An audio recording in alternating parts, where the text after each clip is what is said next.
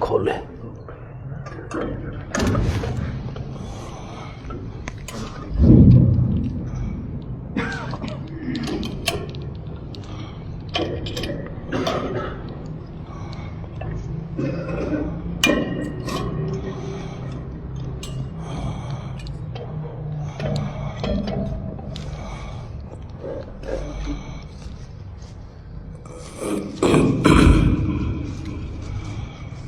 چھوٹا کرے نا، چھوٹا کرے.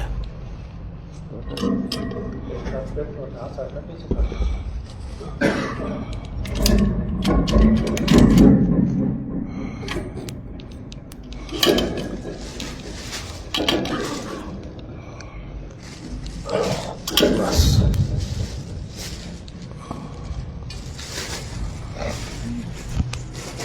یہاں کوئی اینٹ رکھے ہیں، گر جائے گا. بیٹا ای کو بند کرو.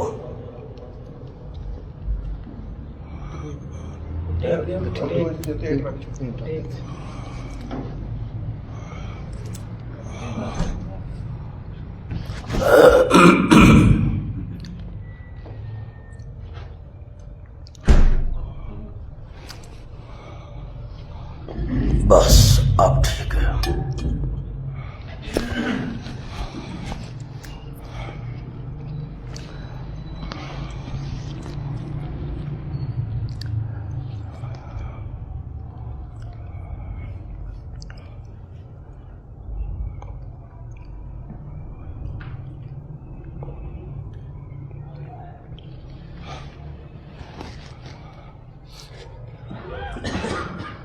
الحمد لله الذي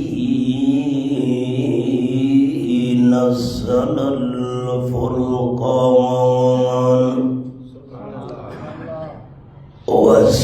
والصلاة والسلام على سيد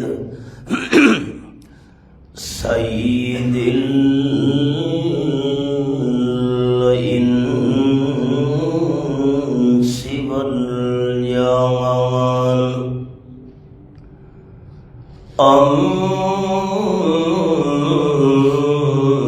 أما بعد فأعوذ بالله من الشيطان الرجيم. بسم الله الرحمن الرحيم.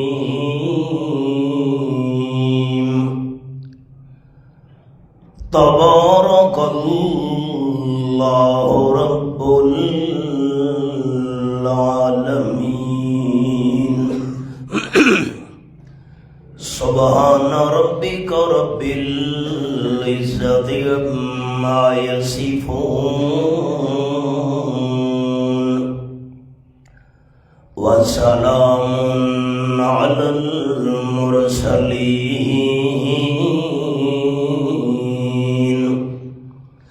والحمد لله رب العالمين.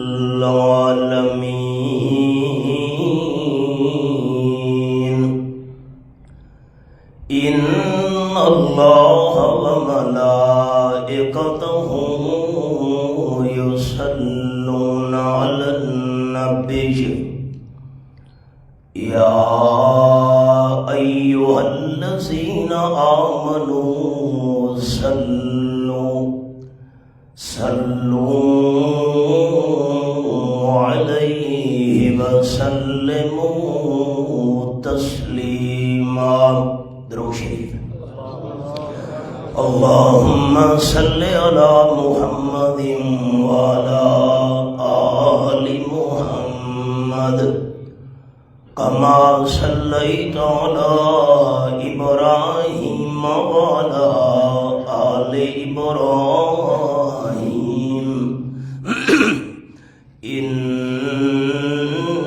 إنك حميد مجيد.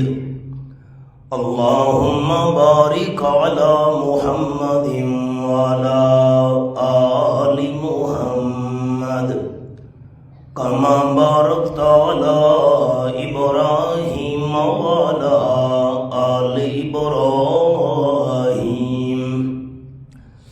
إنك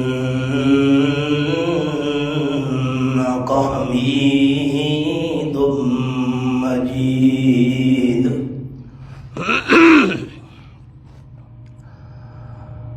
گرامی قدر احباب، اس کا رخ تھوڑا میری طرف پھیرے نا جی، اس کا بھی.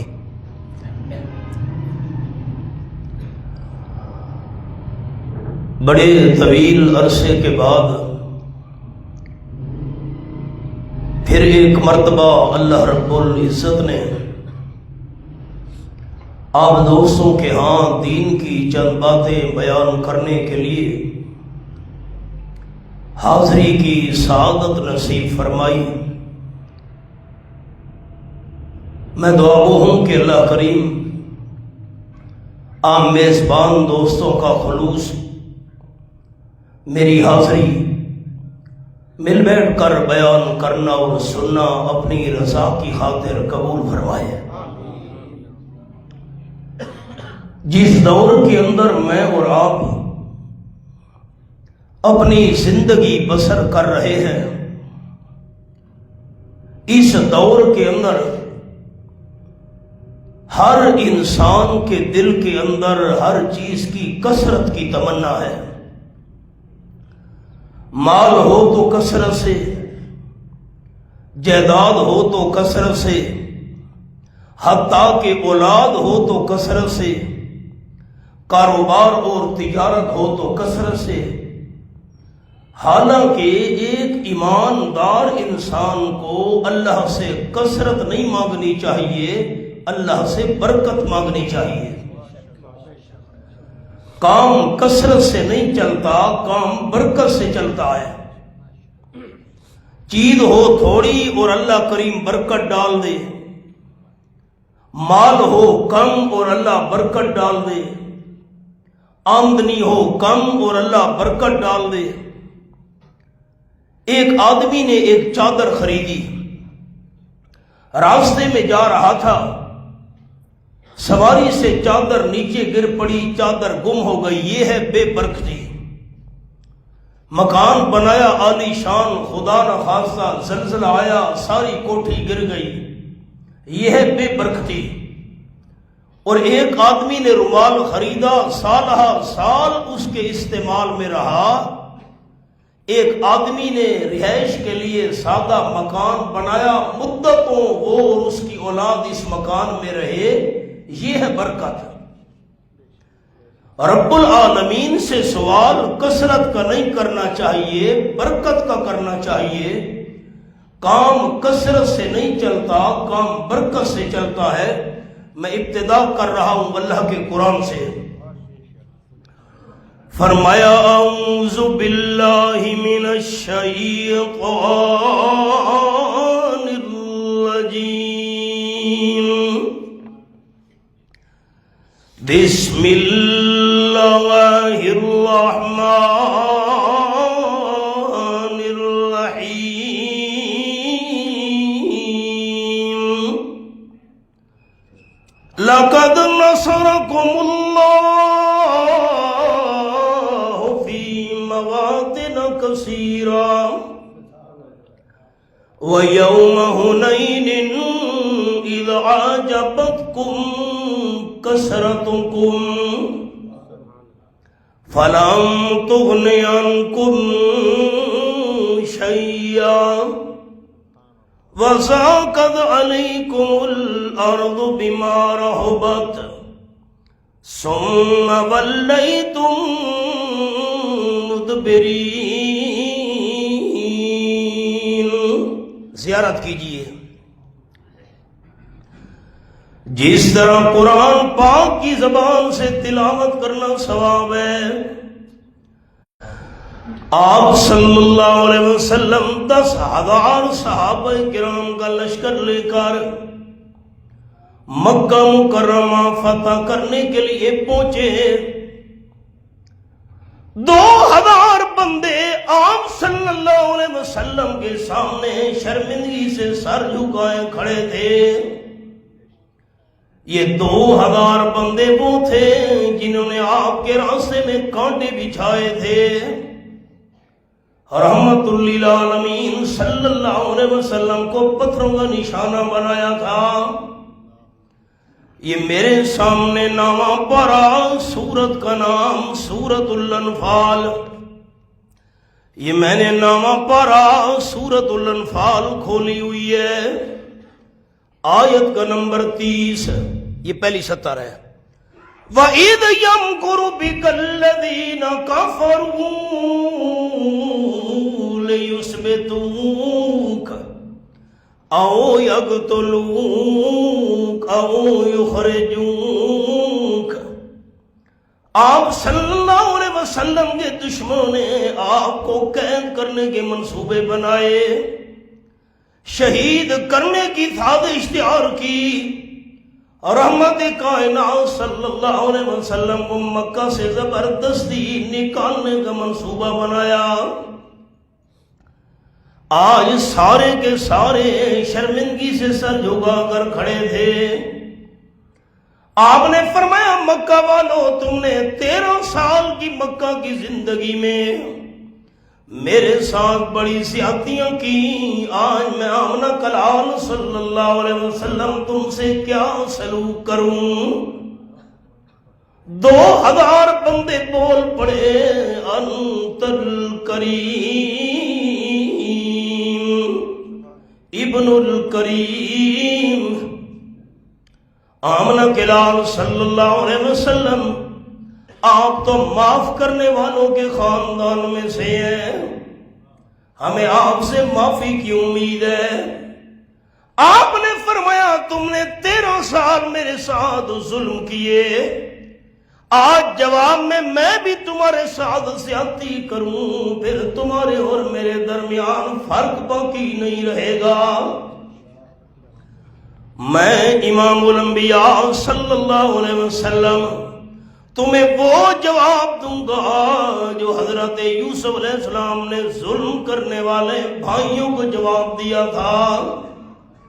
یہ میرے سامنے 13واں پارہ، سورت کا نام سورت یوسف، آیت نمبر 92 پہ میں نے انگلی رکھی ہوئی ہے۔ فرمایا لا تثریب علیکم الیوم۔ حضرت یوسف علیہ السلام نے فرمایا تھا ظلم کرنے والے بھائیوں، میں نے اللہ کی رضا کے لیے تم کو معاف کر دیا۔ آپ صلی اللہ علیہ وسلم نے بھی اللہ کریم کی رضا کے لیے 13 سال مکہ میں ظلم کرنے والے تمام ظالموں کو معاف کر دیا۔ فرمایا اذهبوا انتم الطلقاء، کوئی آج تم پر پکڑ دھکڑ اور گرفت نہیں۔ 2000 بندوں میں سے ہر ایک بندے کی زبان سے یہ لفظ نکلے اشہد ان لا الہ، سارے دوست پڑھ لیں، اللہ کرے خاتمہ اسی پر ہو جائے ہمارا۔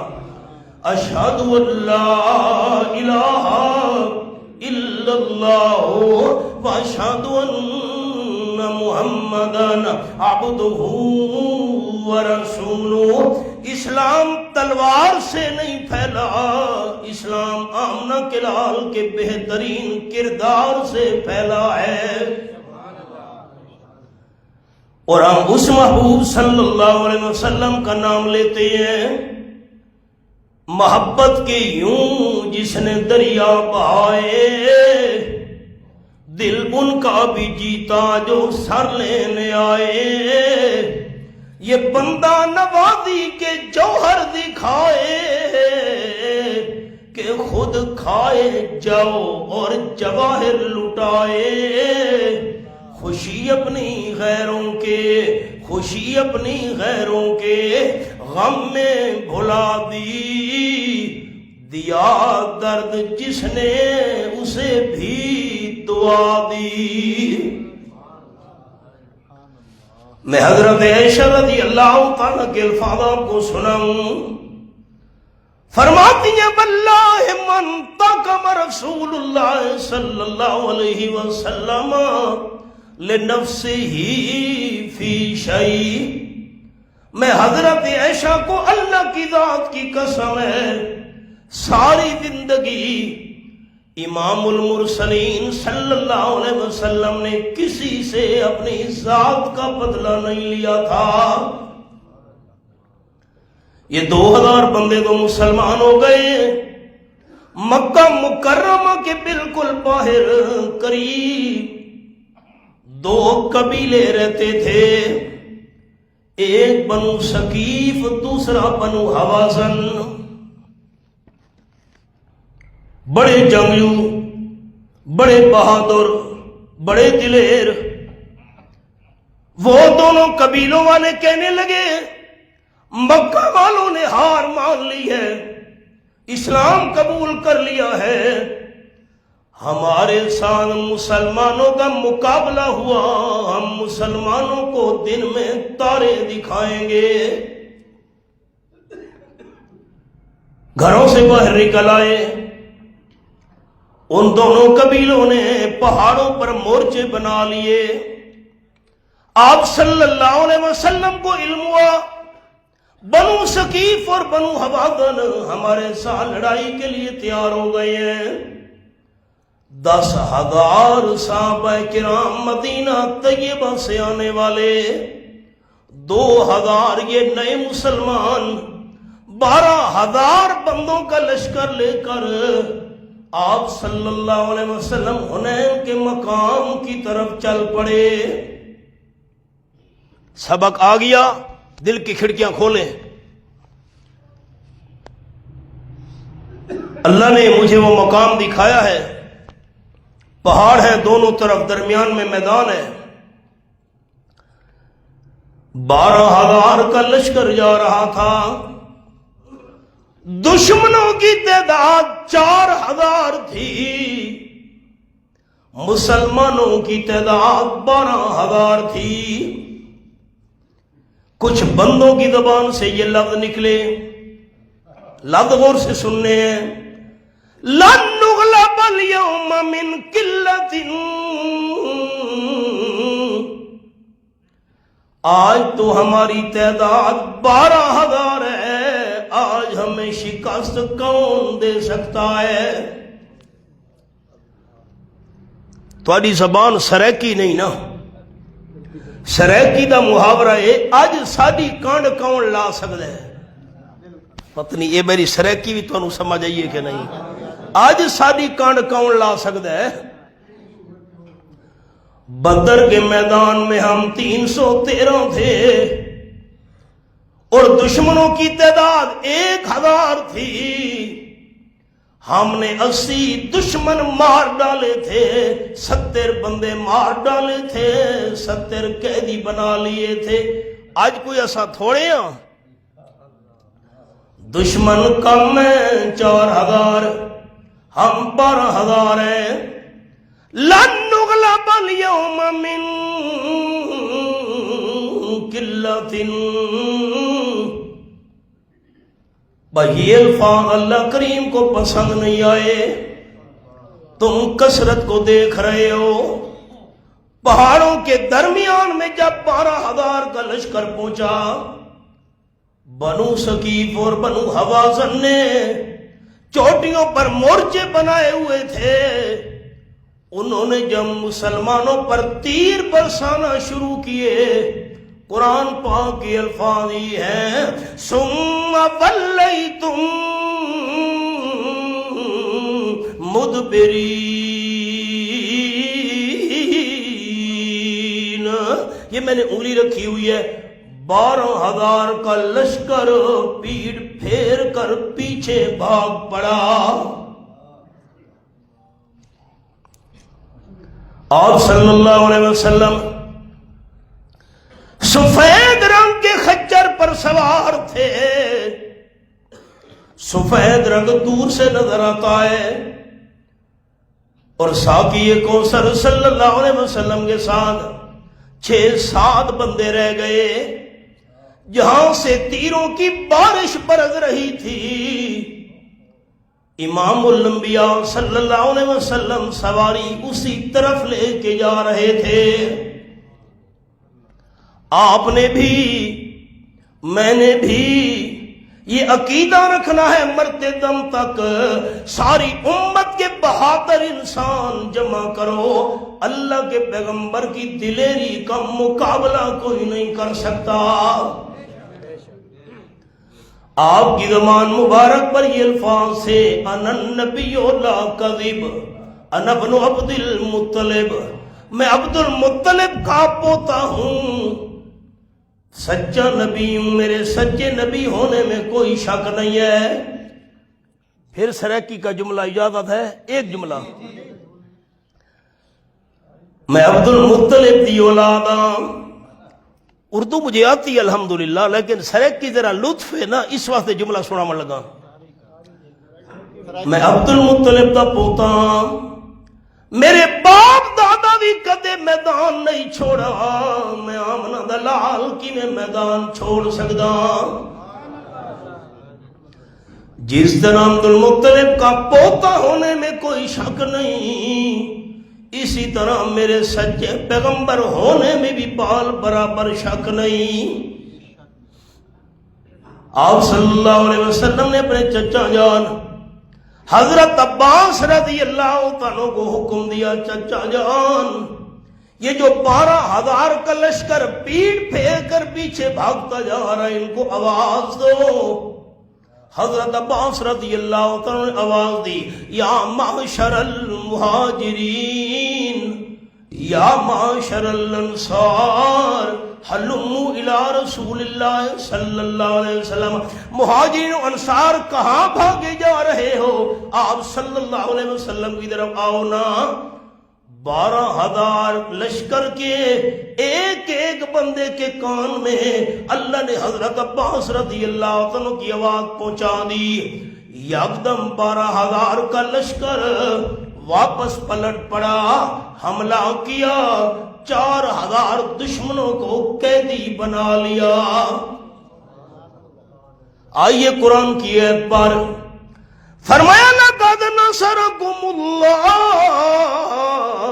فِي مَوَاطِنَ كَثِيرَةٍ، مجھے اللہ ہونے کی قسم، میں اللہ نے بے شمار مقامات پر تمہاری امداد کی، اور خاص طور پر وَيَوْمَ حُنَيْن، حنین والے دن بھی میں اللہ نے تمہاری مدد کی. کب آیا سبق؟ دل کی کھڑکیاں کھولنی ہے میرے بھائیوں نے. فرمایا اذ اعجبتکم کثرتکم، جب تمہیں اپنی کثرت پر بڑا فخر تھا، لیکن فلم تغنی عنکم شیئا، کثرت ذرا برابر بھی تمہارے کام نہ آئی. وَضَاقَتْ عَلَيْكُمُ الْأَرْضُ بِمَا رَحُبَتْ، زمین کھلی ہونے کے باوجود تمہیں تنگ نظر آنے لگ گئی. ثُمَّ وَلَّيْتُمْ مُدْبِرِينَ، تم پیٹ پھیر کر بھاگ پڑے. اللہ نے مسئلہ سمجھا دیا، کثرت سے کام نہیں چلتا، کام برکت سے چلتا ہے.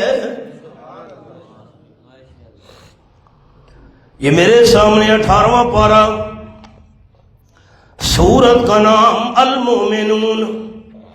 یہ میں نے 18واں پارہ کھولا ہوا ہے، پہلا صفحہ زیارت کیجئے. فرمایا وَلَقَدْ خَلَقْنَا الْإِنسَانَ مِنْ سُلَالَةٍ مِّنْ طِينٍ ثُمَّ جَعَلْنَاهُ نُطْفَةً فِي قَرَارٍ مَّكِينٍ ثُمَّ خَلَقْنَا النُّطْفَةَ عَلَقَةً فَخَلَقْنَا الْعَلَقَةَ مُضْغَةً فَخَلَقْنَا الْمُضْغَةَ عِظَامًا فَكَسَوْنَا الْعِظَامَ لَحْمًا ثُمَّ أَنشَأْنَاهُ خَلْقًا آخَرَ فَتَبَارَكَ اللَّهُ أَحْسَنُ الْخَالِقِينَ.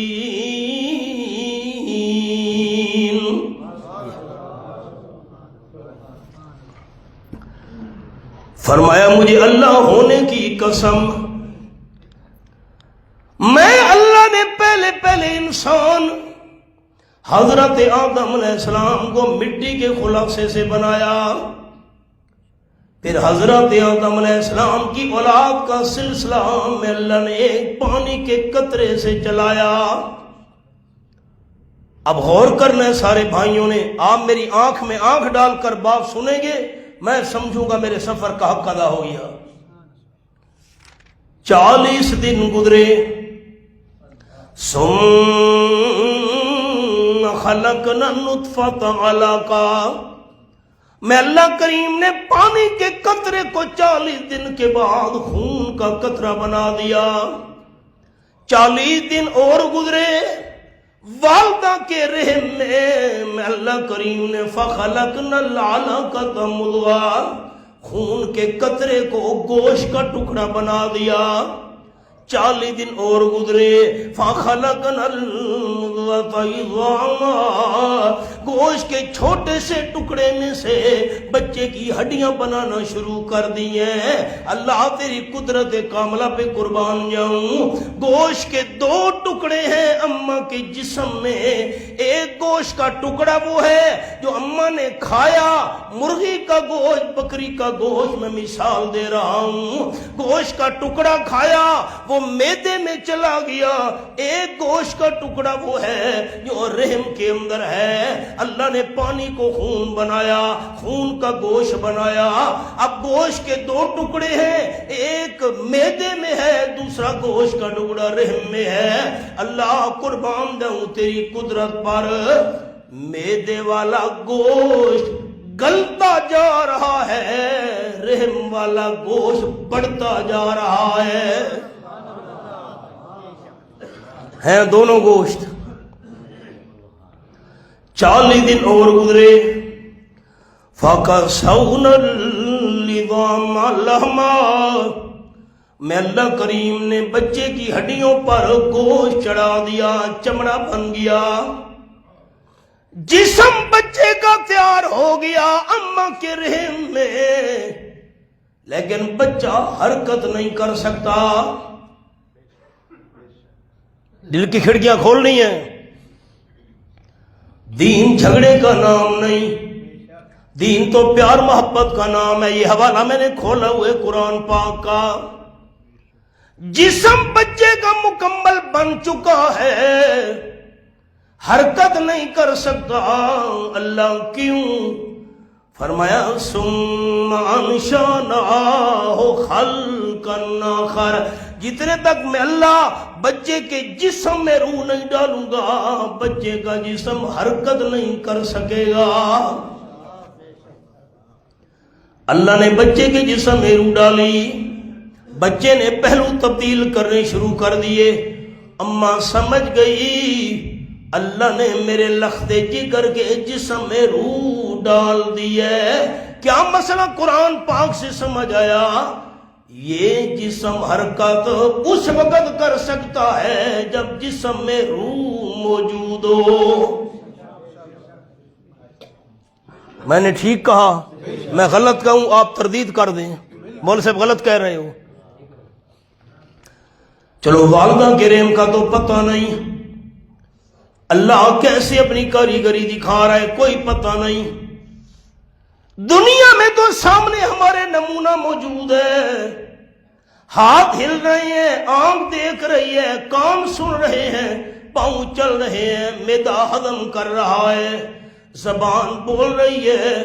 جب روح نکل گئی ہے، میں ایک چھوٹا سا جملہ عرض کرنا چاہوں گا، دل کی کھڑکیاں کھول کے دوستوں نے سننا ہے، کوئی زندگی کا پتہ نہیں۔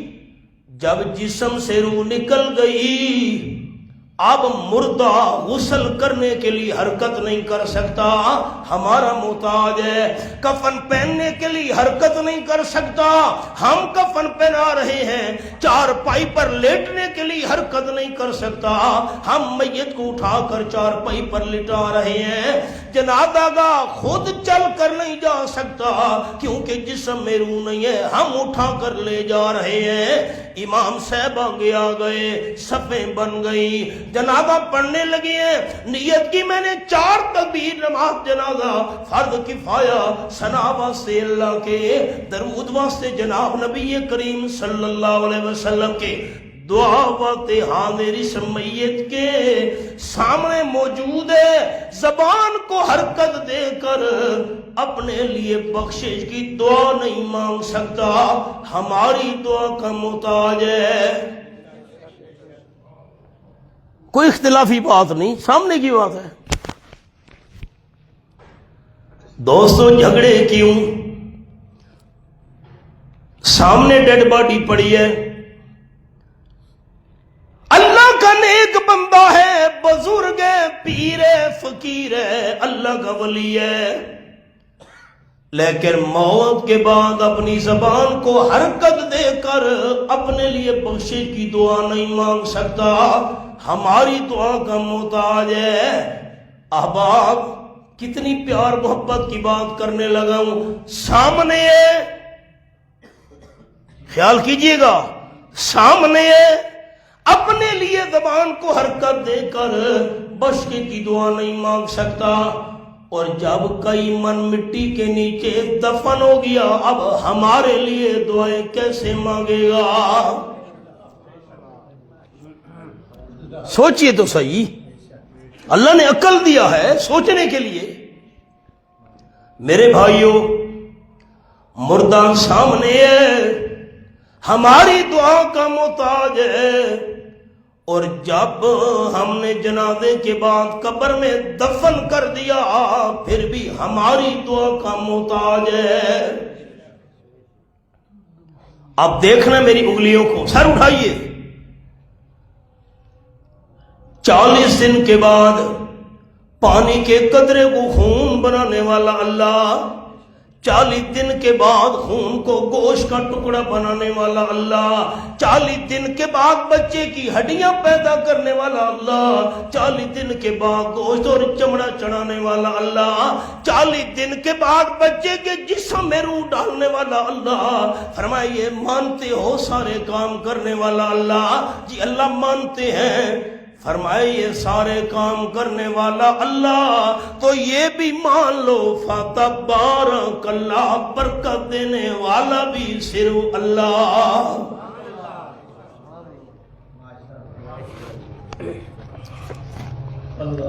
اگر یہ سارے کام، اچھا ہاں نا میں کون جواب دے گا؟ قرآن ماننے والا ساتھی اونچے مجھے جواب دیں گے۔ یہ پانی، 40 دن بعد خون، 40 دن بعد گوشت، 40 دن بعد ہڈیاں، 40 دن بعد چمڑا، 40 دن بعد روح، اونچا جواب سننا چاہتا ہوں، آپ کے لیے دعا کروں گا۔ باوضو اللہ کا گھر ہے، جمعے کی نشست ہے، یہ سارے کام اللہ کے بغیر کون کر سکتا ہے؟ ایسا نہیں، فرشتے لکھ لیں آپ کا جواب، قرآن کی تائید چاہتا ہوں، یہ کام اللہ کے بغیر پوری کائنات میں کون کر سکتا ہے؟ اگر یہ سارے کام اللہ کے بغیر کوئی نہیں کر سکتا تو فتبارک اللہ، برکت بھی اللہ کے بغیر کوئی نہیں دے سکتا۔ اگلا جملہ، پانی کے قطرے کو اللہ نے 40 دن بعد خون بنایا بغیر مانگنے کے۔ اس وقت تو بندہ مانگنے کے قابل بھی نہیں تھا، ابھی تو وجود تیار ہو رہا ہے۔ 40 دن کے بعد خون کو گوشت کا ٹکڑا بنایا بغیر مانگنے کے، 40 دن کے بعد گوشت میں سے ہڈیاں تیار کی بغیر مانگنے کے، 40 دن کے بعد اوپر چمڑا چڑھا دیا بغیر مانگنے کے، 40 دن کے بعد اللہ نے بچے کے جسم میں روح ڈال دی بغیر مانگنے کے۔ سارے کام میں اللہ نے بغیر تیرے مانگنے کے کر دیے۔ اب جب مانگنے کے قابل ہوا، اب کہتا ہے اللہ میری سنتا نہیں۔ سارے کام بغیر مانگنے کے کر دیے، مانگنے کا وقت آیا، اب کہتے اللہ میری نہیں سنتا، کیسے اللہ کو بلاؤں؟ قرآن پاک کے الفاظ یہ میرے سامنے 13واں پارہ، سورت کا نام ہے سورت ابراہیم۔ یہ میں نے سورت ابراہیم کھولی ہوئی ہے، 13واں پارہ ہے، ان ربی لسمیع الدعاء۔ یہ میرے سامنے قرآن پاک ہے، آیت نمبر 39 ہے، آخری 70 صفحے کی۔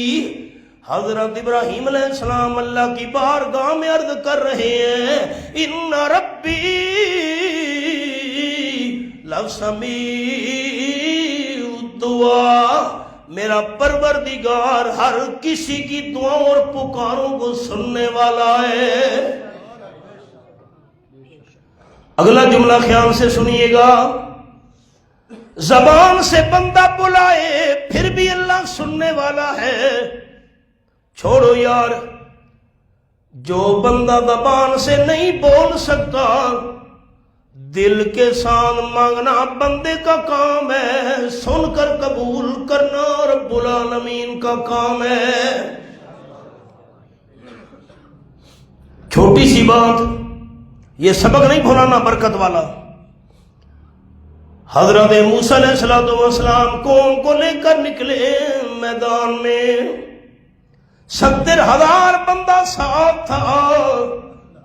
اللہم انزل علینا من السماء ماء مبارکا، اللہ قحط بڑھ گیا ہے، بارش بند ہے، رحمت کی بارش نازل کر۔ اللہ نے فرمایا میرے کلیم بارش نہیں برساؤں گا، یہ جو آپ کے ساتھ آپ کے امتی کھڑے ہیں ان میں ایک میرا دشمن موجود ہے، 40 سال ہو گئے ہیں میری نافرمانی کر رہا ہے، جتنے تک 40 سال کا گناہگار میرا دشمن باہر نہیں نکلے گا میں اللہ بارش نہیں برساؤں گا۔ کوئی مسئلہ نہیں، چہرے انور پھیرا، حضرت موسیٰ علیہ السلام نے قوم کی طرف، اخرج یا عدو اللہ، کون ہے اللہ کا دشمن، نکل جا، تیری وجہ سے بارش نہیں آ رہی۔ کوئی بندہ نہیں نکلا۔ دوسری بار فرمایا تیری وجہ سے بارش بند ہے، نکل جا، پھر بھی کوئی نہیں نکلا۔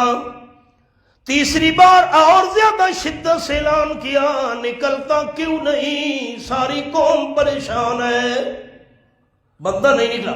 اللہ نے فرمایا میری بھی شرط ہے، گناہگار نکلے گا تو بارش برساؤں گا۔ اللہ کی قدرت، گناہگار بندہ نہیں نکلا، رحمت کی بارش شروع ہو گئی۔ اے کیا اللہ تیرا تو یہ شرط والا وعدہ تھا، جتنے تک گناہگار نہیں نکلے گا بارش نہیں برساؤں گا۔ سرکی دا جملہ سنے، اللہ فرمائے میں نے کلیم بارش تاں میں اللہ برساونی شروع کی تھی، میں اللہ دشمن نال صلح کر چھوڑیے۔ صلح ہو گئی، وہ کیسے؟ آپ نے جب فرمایا نکل جا، اس بندے نے زبان سے معافی نہیں مانگی، آنکھوں میں آنسو بھی نہیں آئے، ہاتھ بھی میرے سامنے نہیں جوڑے، ہاتھ جوڑتا آنکھوں میں آنسو آتے، زبان سے معافی مانگتا، ساتھ والے بندے سمجھ لیتے یہ اللہ کا دشمن نافرمان کھڑا ہے۔ اس بندے نے دل میں کہا آسی کاربین سنتن سمجھے تو کتائبا، اللہ 40 سال میں نے تیری نافرمانی کی، یا تجھے پتہ تھا یا مجھے علم تھا، اللہ اگر آج میں نکلتا ہوں ساری قوم کے سامنے بے عزتی ہو جائے گی۔ اللہ پہلے تو نے میرے پردے رکھے ہوئے تھے، آج بھی میرے پردے رکھ، آئندہ نافرمانی نہیں کروں گا۔ بندے نے دل میں یہ التجا کی، میں اللہ کریم نے 40 سال کی دشمنی کو دوستی میں تبدیل کر دیا۔ حضرت موسیٰ علیہ السلام نے عرض کی میرے اللہ صلح ہو گئی ہے، جی ہو گئی، اب تو دکھا دے وہ کون ہے۔ صلح جو ہو گئی، اللہ نے فرمایا اب بھی نہیں دکھاؤں گا میرے پیارے کلیم، کیوں؟ اللہ نے فرمایا اگر میں دکھا دوں ہو سکتا ہے قوم کا کوئی بندہ تانا دے دے یہ اللہ کا دشمن تھا جس کی وجہ سے بارش نہیں آ رہی تھی، اور میں اللہ جس سے صلح کر لوں اس کے بارے میں کسی کی زبان سے تانا بھی برداشت نہیں کرتا۔ سبق برائیے، بندہ زبان سے نبی مانگے، دل سے مانگے پھر بھی اللہ کا نام اونچا، زبان سے بندہ نہ مانگے دل سے التجا کرے، سننے والا کون ہے؟ سارے کام میں اللہ نے بغیر انسان کے مانگنے کے کر دیے۔ پانی کا قطرہ خون ہے، گوشت ہے، ہڈیاں ہیں، چمڑا ہے، اندر روح ہے، مانگنے کے قابل بن گیا، اب کہتے اللہ کریم میری سنتا نہیں یہ نہیں۔ حضرت اللہ کریم سنتا تو ہے، دیکھنا میری طرف، سر اٹھائیے، سنتا تو ہے، اللہ دیتا تو ہے، رب العالمین رحمت سے مالا مال کرتا تو ہے، لیکن حضرت چھت پر چڑھنا ہو سیڑھی لگانی پڑتی ہے، افسر کو ملنا ہو چپڑاسی کو ملنا پڑتا ہے، کنویں سے پانی نکالنا ہو رسی اور ڈول لگانا پڑتا ہے، جج کے سامنے پیش ہونا ہو وکیل کرنا پڑتا ہے۔ اللہ تیرے قرآن کے انداز پہ قربان جاؤں، یہ میرے سامنے 14واں پارہ اور سورت کا نام ہے سورت النحل۔ فرمایا فلا تضربوا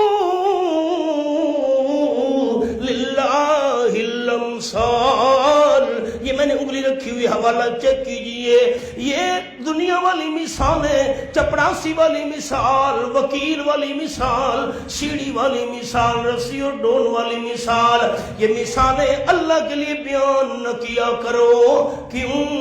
ان اللہ یعلم وانتم لا تعلمون، اللہ تو سب کچھ جانتا ہے، تم اللہ کے مقابلے میں کچھ بھی نہیں جانتے۔ 26واں پارہ آپ نے غور کیا، میں جو آیت تلاوت کرتا ہوں آپ کو دکھا رہا ہوں حوالہ، اور حضرت سلطان العارفین حضرت بہو سلطان رحمت اللہ علیہ فرما دے ٹھپے قرآن نو ہر کوئی مندہ، پتہ نہیں یہ بولی سمجھ آئیے کہ نہیں، ٹھپے قرآن نو ہر کوئی مندہ تے کھلے نو مندہ کوئی ہو، جے کر کھول قرآن سنائیے سن کے نسدے سوئی ہوں، زبانی کلمہ ہر کوئی پڑھدا تے دل دا پڑھدا کوئی ہوں، جنہ کلمہ دل دا پڑھیا جنت جاندے سوئی ہوں۔ آپ میرے بھائی ہیں، بزرگ ہیں، میں آپ کی منت کرتا ہوں، قیامت کے دن گواہی کی ضرورت پڑ جائے نا، آپ نے میری گواہی تو دینی ہے، میں نے قرآن بند کر کے بیان نہیں کیا تھا، قرآن کھول کر بیان کیا تھا۔ 26واں پارہ سورت کا نام سورت قاف، یہ میں نے 26واں پارہ سورت قاف کھولی ہوئی ہے۔ فرمایا وَلَقَدْ خَلَقْنَا الْإِنسَانَ وَنَعْلَمُ مَا تُوَسْوِسُ بِهِ نَفْسُهُ وَنَحْنُ أَقْرَبُ إِلَيْهِ مِنْ حَبْلِ الْوَرِيدِ، یہ آیت نمبر 16 ہے۔ کاش آپ کے پاس کاغذ قلم ہوتا، آپ حوالے نوٹ کرتے، مانا گھروں میں جا کر دیکھتے، جھگڑے ختم ہو جاتے۔ مجھے اللہ ہونے کی قسم، انسان کو پیدا کرنے والا بھی میں اللہ ہوں، اور میں اللہ ہر انسان کی شہرگ سے بھی زیادہ قریب ہوں۔ بھائی جان، بزرگان محترم، مانتا ہوں چھت پر چڑھنا ہے، سیڑھی لگانی پڑتی ہے، چھت اونچی ہوتی ہے، دور ہوتی ہے، کنویں سے پانی نکالنا ہو رسی اور ڈول اسی لگانا پڑتا ہے، پانی نیچے ہوتا ہے، دور ہوتا ہے، اللہ نے فرمایا وَنَحْنُ أَقْرَبُ إِلَيْهِ مِنْ حَبْلِ الْوَرِيدِ، میں اللہ تو ہر انسان کی شارگ سے بھی زیادہ قریب ہوں. یہاں سیڑھی اور رسی اور ڈول والی مثال دینے کی ضرورت نہیں ہے. جج صاحب کو کیا پتا میں نے کوئی جرم کیا ہے یا نہیں کیا. وکیل کو میں نے فیس دی، بھائی جان فائل تیار کر، تو میری طرف سے عدالت میں پیش ہو. جج صاحب کو پہلے کوئی پتہ نہیں، افسر کو کیا پتا دفتر کے دروازے پر کون کھڑا ہے. میں نے چپڑاسی کی منت کی، یہ میرا وزٹنگ کارڈ ہے، تو جا کر میرا تعارف کرا. افسر کو پہلے پتہ نہیں ہوتا تو چپڑاسی کو واسطہ بنانا پڑتا ہے. اللہ نے فرمایا نعلم ما توسوس بہ نفس، کائنات میں جتنے بھی انسان ہیں ہر انسان کے دل کے ارادوں کو جاننے والا بھی میں اللہ ہوں. نہیں یار اور بات سنیے، آپ کے میرے دل میں جو ارادہ پیدا ہو رہا ہے، آپ کے اور میرے دل میں جو خیال آ رہا ہے، اس ارادے اور خیال کو جاننے والا صرف اللہ ہے. اور جو خیال اور ارادہ ابھی تک ہمارے دل میں پیدا نہیں ہوا اس کو پہلے سے جاننے والا بھی اللہ ہے. اور جو اللہ دل کے خیال اور ارادے جاننے والا ہو وہاں چپڑاسی والی وکیل والی مثال پیش کرنے کی ضرورت نہیں. آئیے سبق پر فرمایا فَتَبَارَكَ اللَّهُ أَحْسَنُ الْخَالِقِينَ. یہ میں نے انگلی رکھی ہوئی حوالے پر. فرمایا یہ سارے کام کرنے والا صرف اللہ.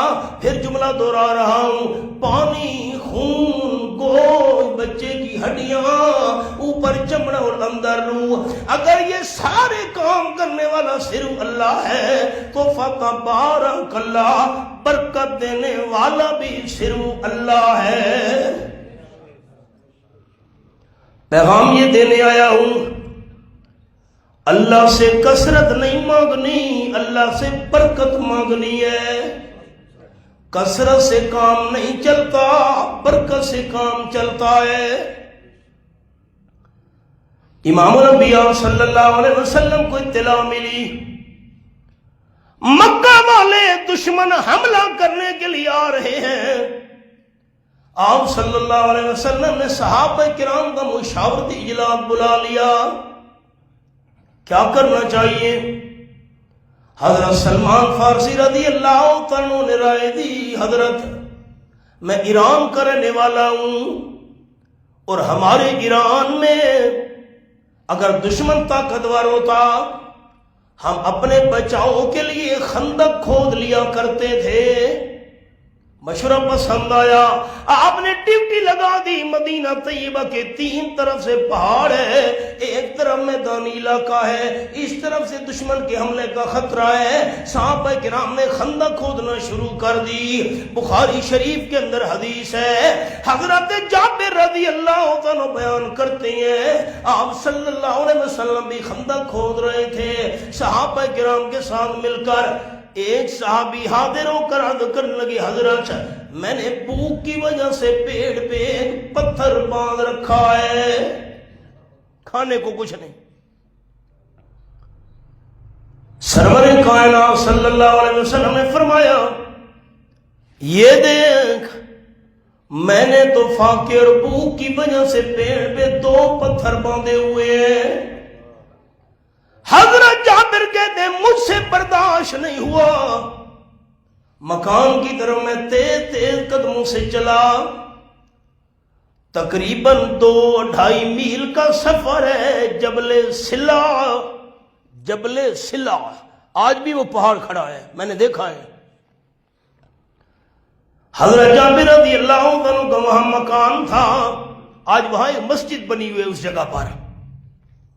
حضرت جابر رضی اللہ عنہ گھر میں پہنچے، گھر والی سے کہنے لگے آپ صلی اللہ علیہ وسلم نے فاقے کی وجہ سے پیڑ مبارک پہ 2 پتھر باندھے ہوئے ہیں. کوئی گھر میں کھانے پینے کی چیز ہے کہ نہیں؟ گھر والی نے کہا جی اتنے سارے جو پڑے ہیں، دیکھنا ہے میری طرف، اتنے سارے جاؤ، ایک چھوٹا سا بکری کا بچہ کھڑا ہے۔ حضرت جابر نے جلدی جلدی بکری کے بچے کو ذبح کیا، گوشت بنانا شروع کر دیا۔ گھر والی کو کہا تو چکی پہ جاؤ، پیس آٹا تیار کر، میں آپ صلی اللہ علیہ وسلم کو بلانے کے لیے جا رہا ہوں، آپ پر فاقہ ہو، ہمارے گھر میں کھانے پینے کے سامان کا کیا فائدہ؟ سالن تیار کر، آٹا گوندھ۔ حضرت جابر ایک منٹ دیکھنا میری طرف ساتھیوں نے، گھر والی نے کہا سرور دو عالم صلی اللہ علیہ وسلم کو ایک طرف لے جا کر آپ کے کان مبارک میں ایسا سے بتا دینا، حضرت ہم نے آپ کی گھر میں دعوت کی ہے لیکن زیادہ سے زیادہ 6-7 بندے ساتھ لے کے آنے ہیں، اس سے زیادہ گنجائش نہیں ہے۔ ایک گل دسنی ضرور ہے، ٹھیک ہے جی میں بتاؤں گا۔ حضرت جابر رضی اللہ عنہ چل پڑے، مقام خندق میں پہنچے، محبوب کبریا صلی اللہ علیہ وسلم ایک بات کرنی ہے، ذرا وکھری ہو کے کرنی ہے، مہربانی کرو۔ جی حضرت جابر، اللہ کے محبوب آپ کا فاقہ مجھ سے برداشت نہیں ہوا، آپ کی دعوت کا غریب خانے میں انتظام کر کے آیا ہوں۔ دیکھنا میری طرف تمام بھائیوں نے، رحمت للعالمین صلی اللہ علیہ وسلم نے فرمایا حضرت جابر پہلے یہ بتا گھر میں کھانے پینے کا سامان کون سا ہے؟ جاگو، سبق میں نے روک دیا۔ میں نے بھی اور آپ تمام دوستوں اور بھائیوں نے بھی مرتے دم تک یہ عقیدہ رکھنا ہے، قبر کے جانے تک آپ صلی اللہ علیہ وسلم کو جو بندہ بے علم سمجھے مسلمان نہیں، سرور کائنات صلی اللہ علیہ وسلم کو جو بندہ کم علم سمجھے مسلمان نہیں۔ میرا عقیدہ، میرے اکابرین کا عقیدہ، میرے دادا استاد حضرت شیخ القرآن مولانا غلام اللہ خان رحمت اللہ علیہ کا عقیدہ تھا، حضرت آدم علیہ السلام سے لے کر آج تک، آج سے لے کر قیامت تک آنے والے سارے انسان، تمام کے تمام کائنات کے انسانوں کا علم ترازو کے پلڑے میں رکھ دیا جائے، آپ صلی اللہ علیہ وسلم کے علم کا مقابلہ ساری کائنات کے انسانوں کا علم بھی نہیں کر سکتا۔ اولیاء کرام کا علم، شہداء کرام کا علم، صدیقین کا علم نہیں، جتنے بھی پیغمبر اللہ کریم نے بھیجے تمام کے تمام انبیاء علیہ السلام کا علم مل کر بھی آپ صلی اللہ علیہ وسلم کے علم کا مقابلہ نہیں کر سکتا۔ اگلا جملہ دھیان سے سنیے گا، تاجدار دو عالم صلی اللہ علیہ وسلم کا اللہ کی ساری مخلوق میں سے سب سے بڑا عالم ہونا پر حق، لیکن عالم الغیب ہونا صرف اللہ کریم کا حق۔ بڑے حوالے ہیں، 7واں پارہ، میں 2 حوالے دکھاتا ہوں۔ 7واں پارہ، سورت کا نام سورت الانام، یہ میرے سامنے سورت الانام کھلی ہوئی ہے۔ فرمایا وَعِندَهُ مَفَاتِحُ الْغَيْبِ لَا يَعْلَمُهَا إِلَّا هُوَ۔ آیت نمبر 59، غیب کی چابیاں صرف اللہ ہی کے پاس ہیں، غیب کی چابیوں کو بھی اللہ کے بغیر کوئی نہیں جانتا۔ حضرت جابر دعوت دا انتظام تک کر رہے ہو، کھاون دی شے کیڑی ہے؟ سبق بھول تو نہیں گیا؟ ہاں نہ تکر اللہ راضی ہونے، سبق یاد ہے نا؟ 20واں پارہ، سورت کا نام سورت النمل، میں دوستوں کو حوالہ دکھایا کرتا ہوں سورۃ النمل کا، یہ میرے سامنے 20واں پارہ سورۃ النمل کھلی ہوئی ہے۔ فرمایا میرے حبیب صلی اللہ علیہ وسلم اعلان کر دی، حوالہ دیکھیں، دیکھنے کا اللہ آپ کو ثواب عطا کرے گا انشاءاللہ۔ فرمایا کل یعلم من فی السماوات والارض الغیب الا اللہ،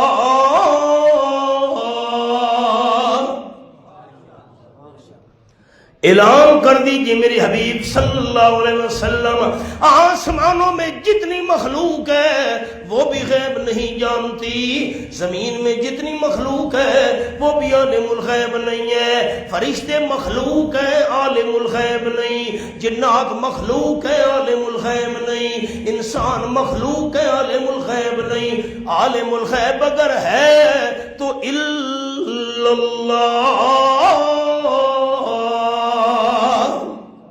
قرآن ماننے والے اللہ کا نام اونچا لیں گے، عالم الغیب صرف کون ہے؟ اللہ کا قرآن تو بتا۔ چلو زندہ مخلوق تو عالم الغیب نہیں، موت کے بعد جن کو ہم نے قبروں میں دفن کر دیا، قبروں والے بھی غیب جانتے ہیں کہ نہیں؟ اللہ نے فرمایا وَمَا يَشْعُرُونَ ایان یبعثون، قبر والے مردوں کو اپنا پتہ بھی نہیں ہمیں زندہ کر کے قبروں سے کب اٹھایا جائے گا۔ یہ قرآن کی آیت ہے، اور حضرت شیخ القرآن مولانا غلام اللہ خان رحمۃ اللہ علیہ ہمارے دادا استاد اس آیت کی تلاوت کر کے فرماتے تھے موت کے بعد قبر والے کو اپنی جان کا پتہ نہیں ہے تو سارے جہان کا بھی کوئی پتہ نہیں ہے۔ دعوت دا انتظام تک کر رہے ہو، کھاون دی شے کیڑی ہے؟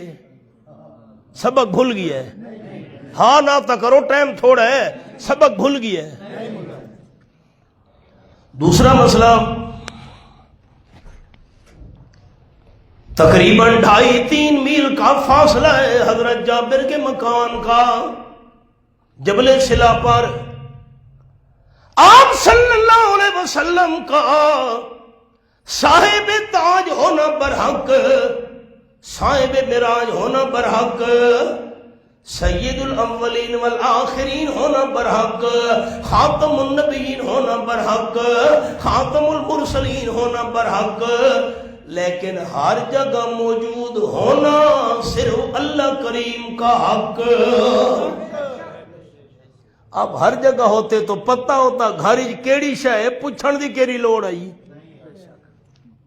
حضرت چھوٹا سا بکری کا بچہ ہے، اتنے سارے جو ہیں، لیکن مہربانی بندے 5-6 ہونے چاہیے۔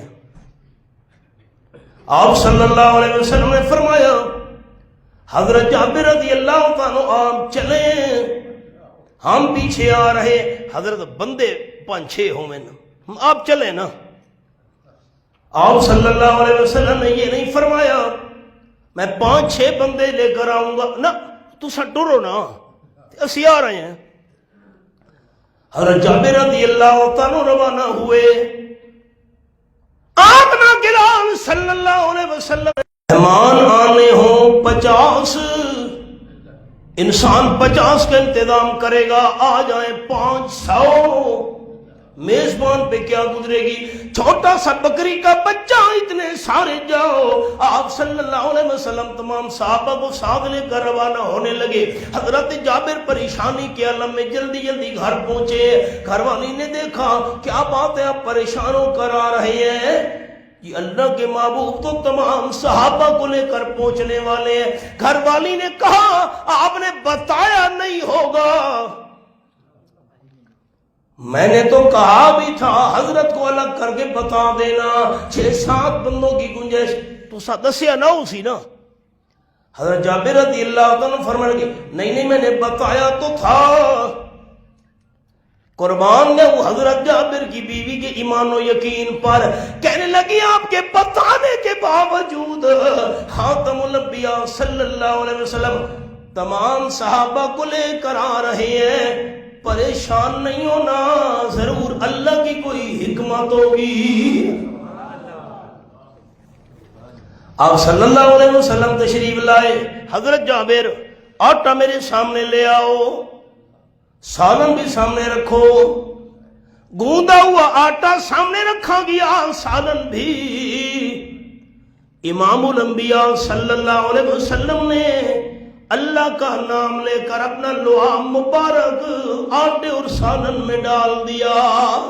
آہا، یہ کوئی معمولی نسبت تو نہیں ہے، میں آپ کا نام مبارک لینے لگا ہوں۔ اللہ، میں دعا کرتا ہوں اس جمعہ کے اجتماع میں جو بھائی بزرگ اونچا صلی اللہ علیہ وسلم کہے نا، میرا اللہ، میں گنہگار کی دعا ہے اونچا صلی اللہ علیہ وسلم کہنے والے کو دن قیامت کے اپنے محبوب کے ہاتھ سے حوض کوثر کا جام عطا کر دینا۔